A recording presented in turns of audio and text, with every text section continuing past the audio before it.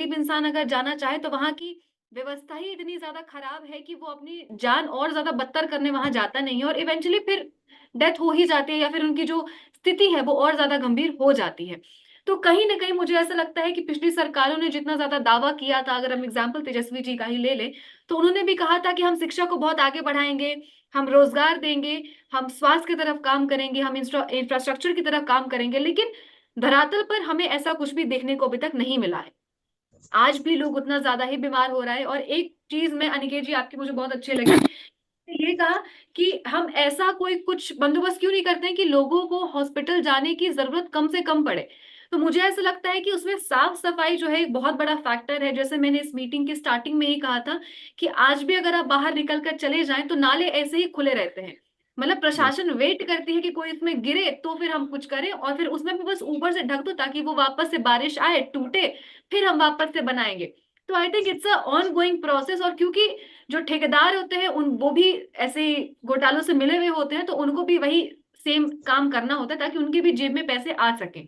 लेकिन इसमें अगर कोई सिर्फ़ एक इंसान या फिर अगर एक कम्युनिटी अगर जो सफ़र कर रही है, वो सिर्फ़ और सिर्फ़ बिहार की जनता है और प्रशांत बिहार भी की गरीब जनता। बिल्कुल, बिल्कुल। बिहार की जो तो गरीब जनता है दीपाली जी, या फिर हम कहें दीपाली पूरा का पूरा बिहार। दीपाली जी, जी, बीच में हम रोकना चाहूंगा। तो उसके लिए एकमात्र इलाज है कि हम लोग व्यवस्था के में इलाज कर ले पहले बढ़िया ढंग से। बिल्कुल, जैसे ही बिल्कुल, व्यवस्था का इलाज बढ़िया होगा तो सारी चीज सिस्टम से सुचारू रूप से चलेगी। तो उस बिल्कुल। व्यवस्था को ठीक करने के लिए ही मैदान में आए हैं दीपाली जी, हमारे प्रशांत किशोर जी। जी। कि सारे व्यवस्था को जब तक हम ठीक नहीं करते हैं, और हुँ, बीमार होना तो प्राकृतिक नियम है, एक्सीडेंट हो जाना या फिर वो जी। आदमी ओल्ड एज में भी आकर के बीमार होता है, वो प्राकृतिक भी है, शरीर कमजोर हो से भी बीमार होता है। हुँ। और ये ठीक है कि सिस्टम को सबसे पहले हम लोगों को स्वयं ठीक करना होगा। महक जी और अनिकेत जी, नीतीश जी, कविता जी, आप लोग सब प्रशांत से बहुत ज़्यादा जुड़े हुए हैं। तो प्रशांत हर बार ये कहते हैं कि एक परिवार में एक महिला को पढ़ाना बहुत ज़रूरी है ताकि उसका पूरा परिवार जो है वो शिक्षित हो सके। वैसे मुझे लगता है कि अगर हम बिहार जो हमारा परिवार है, अगर उसका नेता या फिर उसका जो लीडर है, वो अगर एक क्लियर माइंडसेट के साथ अगर रहेगा, तो कहीं न कहीं बिहार की ये जो व्यवस्था है, वो बेहतर होगी। बेहतर से भी मुझे ऐसा लगता है कि सर्वोच्च होगी। तो बहुत ज़रूरत है कि अब बिहार को वो परिवर्तन देखने को मिले।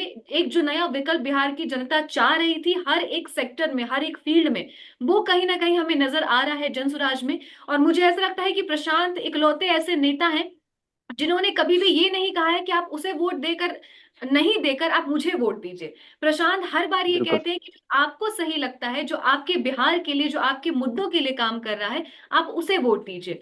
तो मुझे ऐसा लगता है कि आप जैसे लोग हमारे साथ अगर जुड़े हुए हैं, तो जनसुराज जो है, जो एक मुहिम जनसुराज की है, सही लोग, सही सोच और सामूहिक प्रयास, वो मुझे आई फ़ील कि मुझे अब वो नज़र आने लग गया है। आप सबको देखकर कि आप सब इतने ज़्यादा डेडिकेटेड हैं प्रशांत की तरफ, बिहार को एक बेहतर राज्य बनाने के लिए।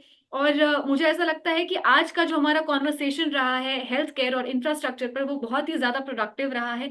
इससे बिहार की जनता को भी पता चलेगा कि हम अगर एक राज्य में रहते हैं, तो हर एक इंसान एक तरीके से नहीं सोचता है। अगर आपको किसी चीज़ में अगर आपको लग रहा है कि वो चीज़ अच्छी है, हो सकता है कि दूसरे इंसान को उसका दूसरा पहलू भी देखने को मिले। क्योंकि हर एक सिक्के के 2 पहलू होते हैं। तो मुझे ऐसा लगता है कि अब बिहार की जनता जो है, उसे भी कहीं न कहीं एक विज़न मिला होगा, उसकी भी आँखें थोड़ी बहुत खुली होंगी कि सच में ये सारी प्रॉब्लम्स हैं। और ये सिर्फ़ आज की प्रॉब्लम्स नहीं है, ये प्रॉब्लम्स चली आ रही हैं और हम उसे सिर्फ़ ढोते आ रहे हैं।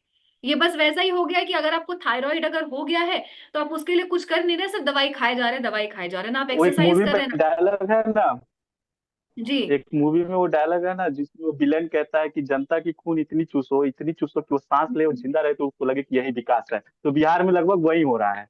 सही हो रहा है, सही बात है। तो अब जो है व्यवस्था परिवर्तन करने का समय आ चुका है। आप सबका बहुत-बहुत धन्यवाद हमारे साथ इस लाइव सेशन में, इस पैनल डिस्कशन में जुड़ने के लिए और बिहार की बेहतरी के लिए जो आप लोग काम कर रहे हैं, वो सराहनीय है। ऐसे ही हमारे साथ आप जुड़े दो रहिए। लाइन में कविता कहना चाहूंगा एक। जी, हम्म।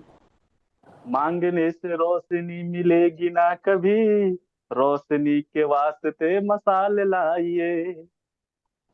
बिल्कुल, मांगने बिल्कुल। से रोशनी मिलेगी ना कभी, रोशनी के वास्ते मसाल लाइए।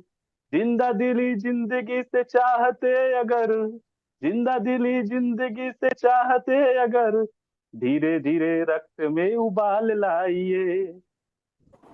दीपाली जी एक मुर्दा दो। हो व्यवस्था, ठीक मुर्दा ठीक। हो व्यवस्था तो बदल दीजिए, मुर्दा हो व्यवस्था तो बदल दीजिए, धीरे धीरे रक्त में उबाल लाइए। बहुत बहुत धन्यवाद। वाह वाह बहुत वाह। बढ़िया, एक बहुत बढ़िया एक कवि। एक चलते चलते एक मैं भी कुछ सुना दे रही हूँ। जी जी और मैं हमेशा गुनगुनाती हूँ।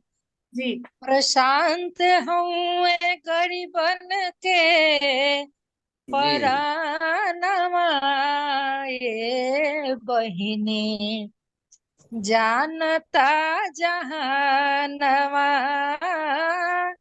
प्रशांत हूँ गरीबन के परानवा, ये भैया जानता जहानवा। अरे आम जनता के बारे में सोचेले, गरीबन लाऊ हो मरेले। आप पूरा करी है सब कर सपनवा, ये बहिनी। बिहार की जितने हमारे भाई बहन हैं उनको मेरा सादर प्रणाम है। और बहुत ही अच्छा लगा सब लोगों से मिलके। और बहुत बहुत धन्यवाद आप सबको।